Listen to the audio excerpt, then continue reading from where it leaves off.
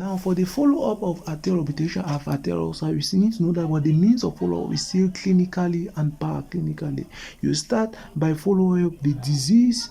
Is it clear? You follow up the disease. In this case, the disease is what? It's an arterial ulcer. You visualize the length and the width of the ulcer, if it is increasing in size or if it is decreasing in size. You visualize clinically for if there's a presence of granulation tissue or not. Is it clear? Those are the elements clinically which can tell you that the ulcer is improving or not. Is it clear?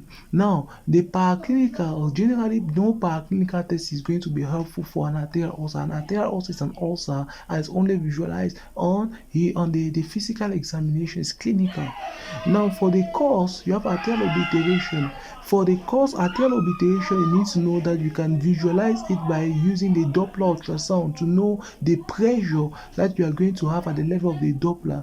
Generally, when you have a pressure of less than 30 millimeters of mercury of the blood vessels, is it clear? It is a case of an acute limb ischemia. If you have a blood pressure of less than 30 millimeters of mercury, it's a case of an acute limb ischemia, and generally it's an emergency that needs to have a reperfusion immediately. Is it clear? So less than 30 millimeters of mercury.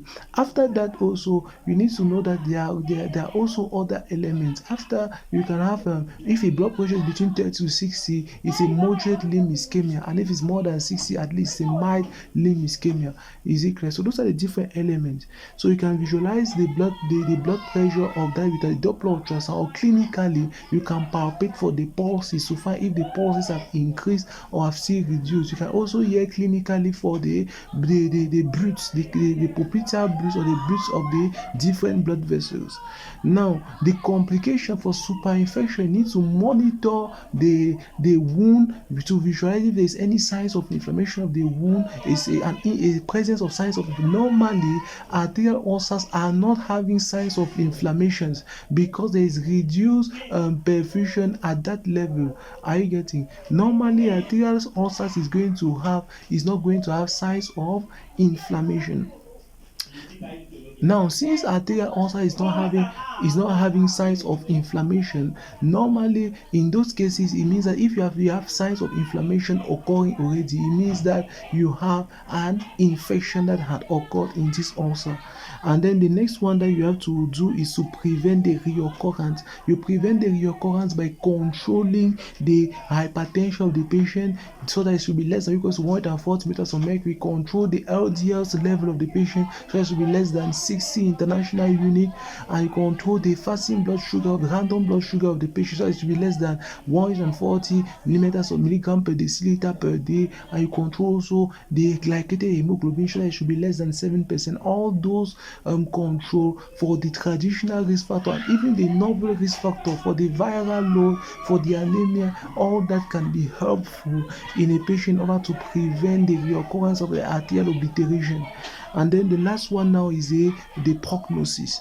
Is it clear? The prognosis of arterial obliteration can be visualized with a Fontaine classification. A Fontaine 3 and a Fontaine 4 are generally associated with a poor prognosis when you have a critical limb ischemia. And when you have critical limb ischemia, there is high chance whether you are going to be amputated. Is it clear? That's now what is going to bring us now on the indications of amputation. Generally, there are three major indications of amputation.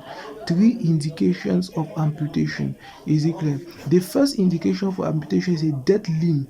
Is it clear? Dead limb is going to be in a case of a limb that is completely dead, that is gangrenous. Is it clear? That's the first indication for amputation, dead limb.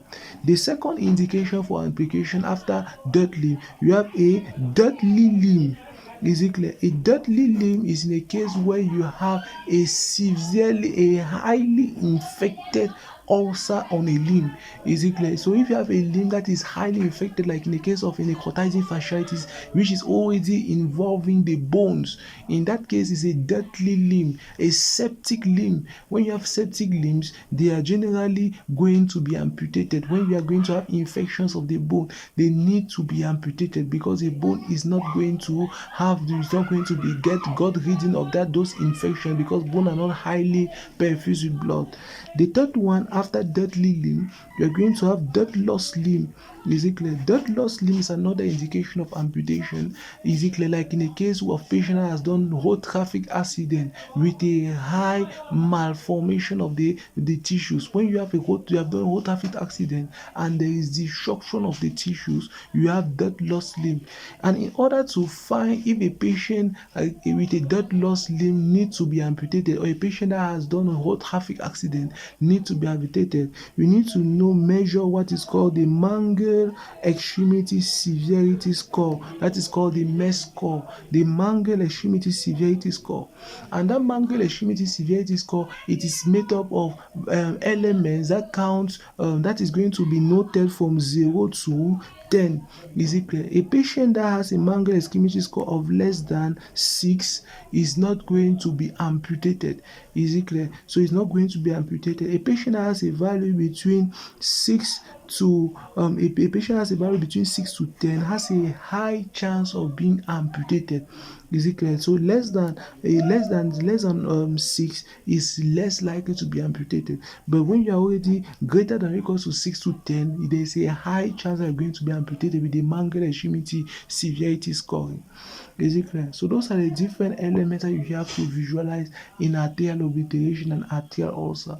The next ulcer that we're going to visualize now is venous ulcers with the venous insufficiencies. So let's now say thanks for your kind attention.